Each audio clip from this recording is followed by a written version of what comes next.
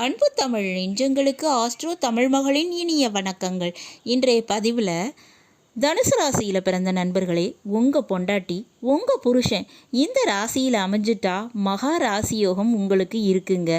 5ல் விளையாதது 50ல் விளையாது அப்படின்னு சொல்லுவாங்க. ஆனால் உங்களால் உங்கள் வாழ்க்கை துணையின் குணத்தினையும் மனத்தினையும் மாற்ற முடியுங்க. இல்லற வாழ்க்கையை நல்லறமாக மாற்றிக்கொள்ள முடியும். அப்படிப்பட்ட சூட்சுமத்தை பற்றி தான் இன்றைய பதிவில் நாம் பார்க்க போகிறோம். பதிவினை முழுமையாக பாருங்கள். பதிவு பிடிச்சிருந்தா லைக் பண்ணி கமெண்ட் பண்ணி மற்ற நண்பர்கள் உறவினர்கள் பயன்பெற அவங்களுக்கும் ஷேர் பண்ண மறந்துடாதீங்க. இதுவரை நம்முடைய ஆஸ்ட்ரோ தமிழ் மகள் சேனலை சப்ஸ்கிரைப் பண்ணாத நண்பர்கள் சப்ஸ்கிரைப் பண்ணி கூடவே தெரிகிற பெல்லைக்கான கிளிக் பண்ணி ஆல் ஆப்ஷன்ஸும் செலக்ட் பண்ணி வச்சுக்கோங்க.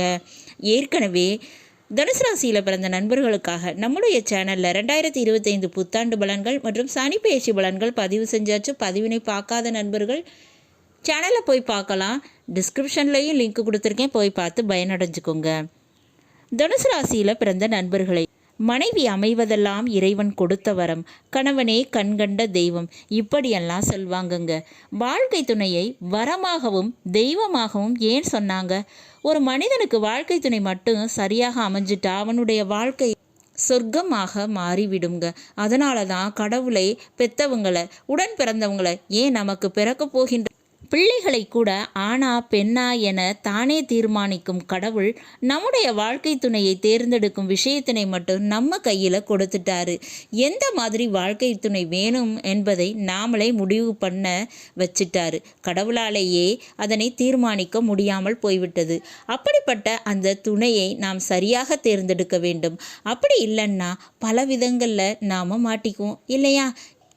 இப்போ தனுசு ராசியில் பிறந்த உங்களுக்கு கணவனாக மனைவியாக மேஷ ராசியில் பிறந்தவங்க அமைஞ்சிட்டா நில புலன்கள் மட்டுமல்லங்க, அவங்க மூலமாக லாபமும் கிடைக்கும். அதே நேரத்தில் நீங்கள் எதிர்பார்த்த காதல் அந்யோன்யம், அதாவது லவ் அண்ட் கேரிங்னு சொல்லுவோம் இல்லையா, அந்த விஷயமும் உங்களுக்கு நிச்சயமாக கிடைக்குங்க. அது எல்லாமே அமைந்திடும். உங்களுக்கு இந்த விஷயங்கள் எல்லாமே பூர்த்தியடையும். மேலும் அதிர்ஷ்டமாகவும் உங்களுக்கு நிச்சயமாக இருப்பாங்க. அப்போ உங்களுக்கு கணவனாக அல்லது மனைவியாக மேஷ ராசியில் பிறந்தவங்க அமைஞ்சிட்டா சரி, அல்லது மேஷ லக்னத்தில் பிறந்தவங்க அமைஞ்சிட்டாலும் சரி, உங்களுக்கு இது பொருந்துங்க. அடுத்ததாக பார்த்தோம்னா கடக ராசி கடக லக்னம், இதில் பிறந்தவங்க உங்களுக்கு கணவனாகவோ அல்லது மனைவியாகவோ அமைஞ்சிட்டா அவங்க செய்யக்கூடிய சில விஷயங்கள் உங்களுக்கு பிடிக்காமல் போகலாம். ஆனால் காலம் அதுக்கு பதிலாக வேறு விஷயங்களை தருங்க. அதில் என்னன்னு பார்த்தா எதிர்பாராத பண லாபத்தினை, எதிர்பாராத வெற்றியை, பேர் புகழினையும் அவங்க மூலமாக நீங்கள் அனுபவிப்பீங்க. இது கடகராசி கடக லக்னத்தில் பிறந்தவங்க உங்களுக்கு கணவனாகவோ மனைவியாகவும் அமைவதால் கிடைக்குங்க. அடுத்ததாக மிதுன ராசி மற்றும் மிதுன லக்னம், இதில் பிறந்தவங்க உங்களுக்கு கணவனாக அல்லது மனைவியாக அமைஞ்சு விட்டா நிச்சயமாக இவங்க மூலமாக மிகப்பெரிய நன்மை உண்டுங்க. சிறந்த லைஃப் பார்ட்னராக இருப்பாங்க. அது மட்டும் இல்லை, நல்ல நட்பாகவும் இருப்பாங்க. வாழ்க்கை துணை, அதாவது கணவன் அல்லது மனைவி என்ற விஷயத்தையும் தாண்டி நண்பர்களாகவும் பிணைப்பு இருப்பது உறுதிங்க. உங்களுக்கு கல்வி போதனை தரக்கூடியவங்களாக, உங்களுக்கே புத்திமதி சொல்லக்கூடியவங்களாக இருந்து சரியான வழிகாட்டியாகவும் இருப்பாங்க. இது மிதுன ராசி மற்றும் மிதுன லக்னத்தில் பிறந்தவங்க உங்களுக்கு கணவனாகவோ மனைவியாகவோ அமையும் போது நடக்குங்க.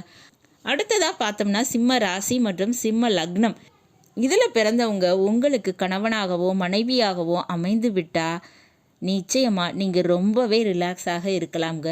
பிடிச்சாம்பாரு புளியங்கொம்பா அப்படின்னு சொல்கிற மாதிரி உங்களுடைய மொத்த பொறுப்புகள், மொத்த பிரச்சனைகள் இதெல்லாத்தையும் அவங்களே முன்னின்று வழிநடத்தி அதை சரி செய்து உங்களுக்கு ரொம்பவே நிம்மதி ஓய்வினை தரக்கூடியவங்களாக இருப்பாங்க.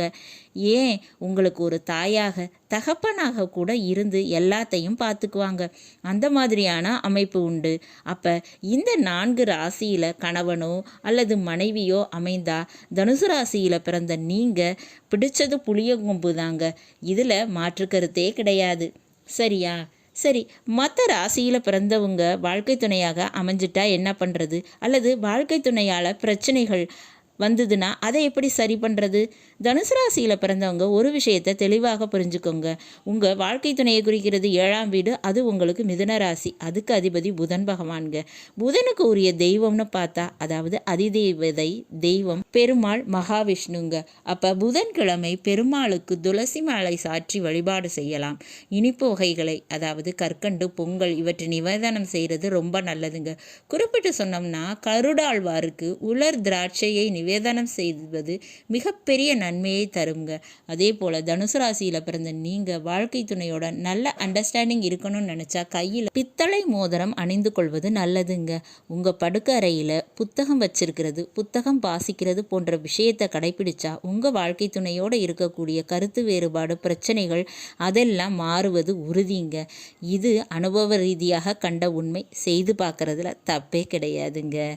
நல்லது நண்பர்களே, இன்றைய பதிவு உங்களுக்கு பிடிச்சிருக்கும் நினைக்கிறேன். பிடிச்சிருந்தால் லைக் பண்ணி கமெண்ட் பண்ணி மற்ற நண்பர்கள் உறவினர்கள் பயன்பெற அவங்களுக்கும் ஷேர் பண்ண மறந்துடாதீங்க. இதுவரை நம்முடைய ஆஸ்ட்ரோ தமிழ் மகள் சேனலை சப்ஸ்கிரைப் பண்ணாத நண்பர்கள் சப்ஸ்கிரைப் பண்ணி கூடவே தெரிகிற பெல்லைக்கான கிளிக் பண்ணி ஆல் ஆப்ஷன்ஸும் செலக்ட் பண்ணி வச்சுக்கோங்க. மீண்டும் ஒரு நல்ல வாய்ப்பினில் உங்கள் அனைவரையும் சந்திக்கிறேன். அதுவரை ஆஸ்ட்ரோ தமிழ் மகளின் அன்பு கலந்த வணக்கங்கள். நன்றி.